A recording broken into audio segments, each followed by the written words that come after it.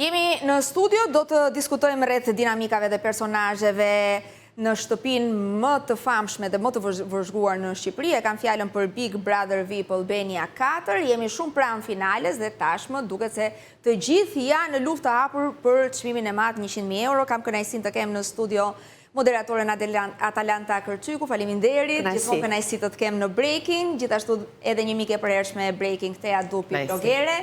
Në lidhje live nga Kosova do të kemi kolegun Miftar Zeinullau. Miftar, mirë se vjen në Breaking. Përshëndetje, faleminderit për ftesën.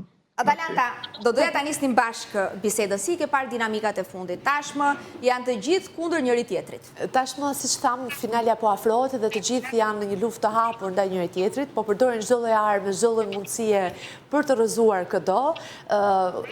Kryefjala e kësaj kohe të fundit mund të themi që ka qenë fakti që të gjithë përdorin informacione nga jashtë, sidomos disa persona që janë rikthyer, si rasti i Eglit, po jo vetëm persona që janë rikthyer, raste të tjerë siç kemi Kellin, dhe të gjithë duket sikur po sulmojnë jo vetëm personazhet të tjerë, por sidomos personazhet që ato i shohin si më të fortë. Rasti i Rozanës, rasti i Gjesit, madje edhe Gjesi vetë duket sikur po e kundërshton Rozanën në çdo gjë, duke përdorur dhe ai informacione që Kelli tha në fakt. Dhe kjo po bën ato që ne mendojmë që të gjithë e shohin si pretendente, por normalisht duhet ta sulmojnë. Nuk e di nëse lejohen dot këto lloj informacione që të përdoren deri këtë pikë, mendoj se do të ketë një paralajmërim ose diçka nga vllai i madh që besoj pres këtë shtunë të ndodhë dhe më pas të merret ketë një lajm zartëzi se po përdoren shumë informacione dhe normalisht diçka duhet të fihet fre. Thea, si ke parë këto zhvillime? Një gjuhë tejet e ashpër. E vërtet është, por e gjitha kjo lidhet me rikthimin e Eglit. Dhe në fakt, ajo që kam bërë gjatë gjithë kohës në studiot televizive, ka qenë ajo ndjesia e mëmësisë për ta parë, për ta mbrojtur. Pavarësisht se ajo s'na ka dëgjuar, se ne kemi parë dashurinë e asaj, po sjelljet e Gjestit, fjalët e tij në studio, personalisht, duke qenë nën, kam dashur gjithmonë që ta mbroj nga zhgënjimi që faktikisht e erdhi në momentin që doli. Por kam një qasje, shpesh komunikoj dhe me ndjekësit dhe më kujtohet po në top që kam qenë dikur në një emision, është bërë një pyetje, po ta kthej kohën mbrapa ç'a do bëje. Tani, po të isha e re, me ato mund që kisha do bëja të njëjtat gabime. Ne sot, unë kam një moshë tjetër dhe flas gjithmonë duke ditur gabimet që të sjell një sjellje dhe dëshirën për të mbrojtur në këtë rast gjithmonë femrën, që të mos vuaj. Pjesa tjetër që është rinia, e shef ndryshe, thotë jo, ajo është një vajzë që dashuron dhe lufton për dashurinë e vet. Është në fakt, po ta shohësh në një këndvështrim tjetër, rikthimi i saj, ajo doli pa atë që kishim parë ne prandaj ishim të egër dhe donim ta mbronim, se shikonim çfarë gjesti thoshte në dhomën e rrëfimit ose në përcepa me njerëzit, dhe unë personalisht thoja që të mos ia varit, mos i rikthehet, mos të mbaj qëndrim. Ndërkohë ajo shifte atë që shifte ajo. Dhe ka të drejtë që kur doli, e rëndësishme është që s'kishte probleme shëndetësore, ajo mori një informacion dhe unë ndje zhgënjyer. Tha, këto që pas kanë fol, pas kanë një të drejtë, sepse unë u dhash, investova, desha, kisha pritshmëri, ky djali na pas ka thënë këto gjëra të tjera, ndërkohë që mua më ka thënë tjera gjëra. Dhe u rifut. Sigurisht që merr pik ajo që ajo thot, unë u rifuta për të dalë Egli që hyra, sepse sigurisht se cili nga ato ka hyrë për të arritur diçka, për të treguar personalitetin e ku di unë, dhe loja që po bën është e ashpër për shkak se është e ngarkuar emocionalisht, është midis dashurisë që ka, asaj që ka dëgjuar, zhgënjimit që mund të ketë nga banorët e tjerë që ndryshe i ka mendu brenda, ndryshe i kanë dalë jashtë, dhe pyetja është, a i bën mirë lojës kjo gjë, sepse është e pamundur të kthehesh edhe të veprosh sikur nuk ka ndodhur asnjë gjë. Pangarkesë, po thua. Është një soi si në jetën e përditshme, ti merr vesh që një shoqë e partneri, një shok ka fol për ty dhe ti tani thu unë të besova dhe ti ke fol për mua dhe është lojë ashpër. Rozana është e pa përgatitur për informacionin që i vjen. Kelly e di se hyri më vonë. Ndërkohë, Egli sulmon hapur me informacionet që ka, sepse është e lënduar dhe do të vërë veten e vetë në vend, do të dalë dhe thot, po unë hyra, unë shgënjeva, po tani kjo është loja ime, është lojtare e fortë. Armët e tyre për të triumfuar, le themi. Miftar, si e shek të mënyrën se si është përdorur një informacion nga jashtë? Gjesti mori informacion nga Kelly dhe e përdori, le të themi, për të goditur Rozanën.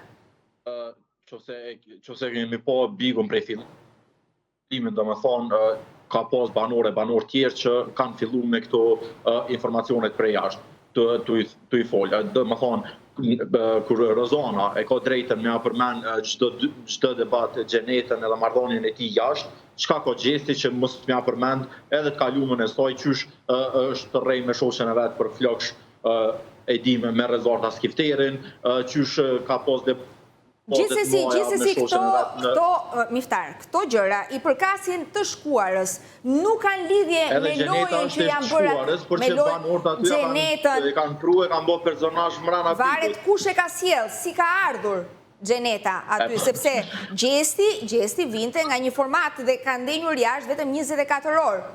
Më kupton? Dhe ajo alianca që madhe ndaj Rozanës dhe Gjesti gjen një moment për t'i përdorur këtë informacion. Por, Miftari ka një të drejtë. Jam dakord, sepse e para aty është tashi luftë për ekzistencë. Dhe asnjëri nuk mendon më a është një informacion i kaluar, a është i tashëm, ti më prek e thot unë të prek. Të gjithë janë në luftë për njëri tjetrin, me informacione, ti më ke përdor informacion, të kam thënë mos e bëj, unë po të përdor një informacion. Ato e din që është një informacion i kaluar, por nuk i bëjt vonë fare, e rëndësishme është ta mërzisin, e rëndësishme është ta nxjerrin nga vetja, kjo është loja tani.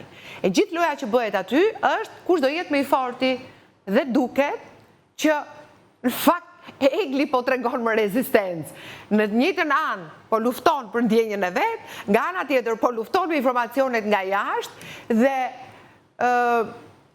në qoftë do vazhdoj kështu dhe kjo gjëja është e lejushme, se tash u leju për gjithë. Nuk kemi më një emër që ky përdori informacione dhe ky s'përdori. Ata janë të gjithë tani në përdorim të informacione. Kështu që ose masat do të jenë për shumë, ose nëse janë në një arenë për të luajtur, tani Egli meriton finalen për të gjithë. Konsumimin e figurës, lojën e ashpër, ndjesitë dhe gjithë gjërat që sonin në një tjetër qasje. Është një tjetër qasje se thash, unë edhe për shkak të temperamentit tim, po dhe për shkak se jam nën, pra ato që unë e mendoj gabim të Eglit, unë e kam bërë dikur vetë, kur shoqja ime thoshte mos e bëj këtë, s'doja të dëgjoja njëri, se unë kam gjërat e mia.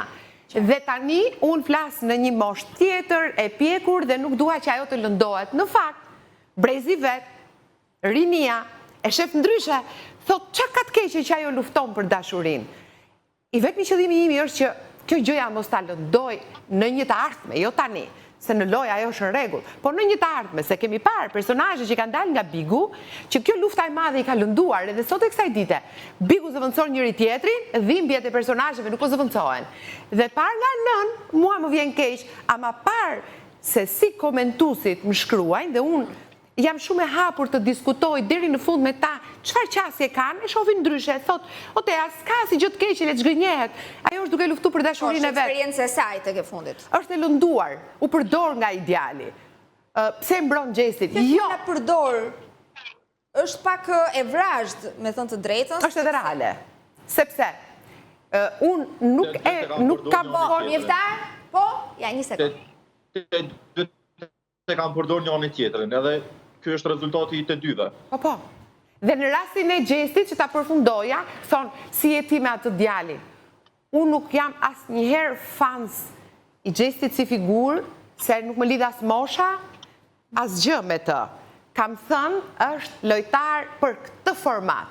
Dhe të jesh lojtar në një format si Big Brotheri, do të lozësh me gjithçka. Do të thotë që ti je i fokusuar në lojë, ke qëllimet e tua, të cilat i ka, pra ai dhe nëse ndjen për Eglin, siç fancat e shohin dhe nuk e shpreh, do thotë arrin të mposhti dhe ndjenjën e vet, mjafton që të fitoj, të dali në lojë, të marrë ato lekët, të bëj këngët, të jetë për familjen, s'dua të martohem, se në fundit prandaj them që është 24 vjeç.